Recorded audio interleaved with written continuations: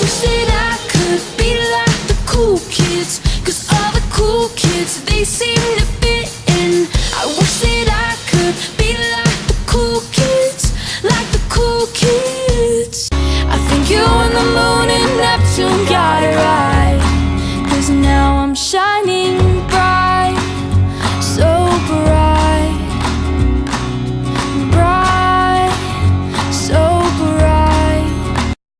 Hey. Oh. Hey. I'm Noah, I play bass. I'm Sydney and I sing. I'm Jamie, I play guitar and sing. I'm Graham, I play drums. And we are Ectosmith. This is not the end. There's no apocalypse.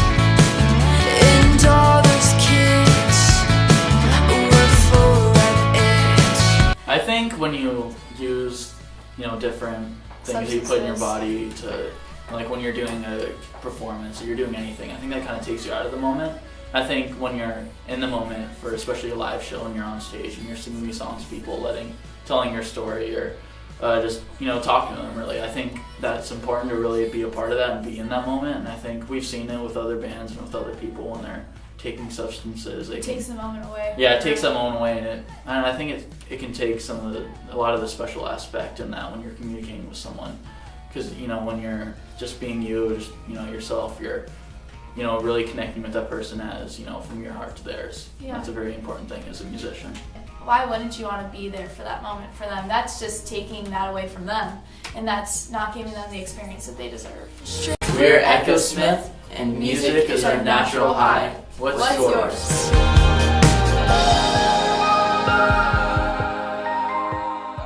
Round with the stiff arm, trying to bounce it, has some room. Another stiff arm, first down. I grew up in a coastal town in New Jersey. Always loved playing sports, always stayed active, and football just stuck with me. It's something that I was pretty good at from the start, and I just enjoyed the competition part of it, the team aspect of it. So I knew if I wanted to be successful in the sports world, I couldn't entertain drugs. There are people that are willing to help you. A lot of times you hear coaches taking players under their wing. You just have to be receptive of it and be respectful and loving to them in return. When somebody offered me drugs, I would say no.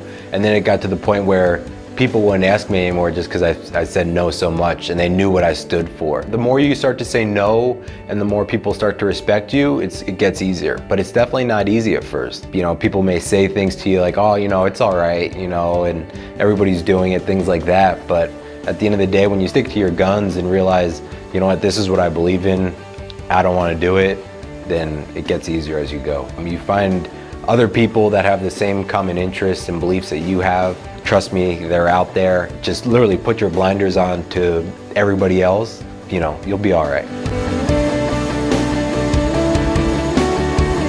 When you see friends going down the wrong path, it kills you because you saw what they were like before they were introduced to drugs or introduced to whatever it was that made them change. And you knew, the loving person that they were. And then whenever when that change occurred, you just didn't want to be around them anymore. And it's sad to see guys, dreams slip away because of drugs. To someone who has yet to discover their natural highs, to keep looking. We all have been given talents. For me, I literally had to play every sport. Some sports I stunk at, and there were some that I excelled at. It was tough, but it happens.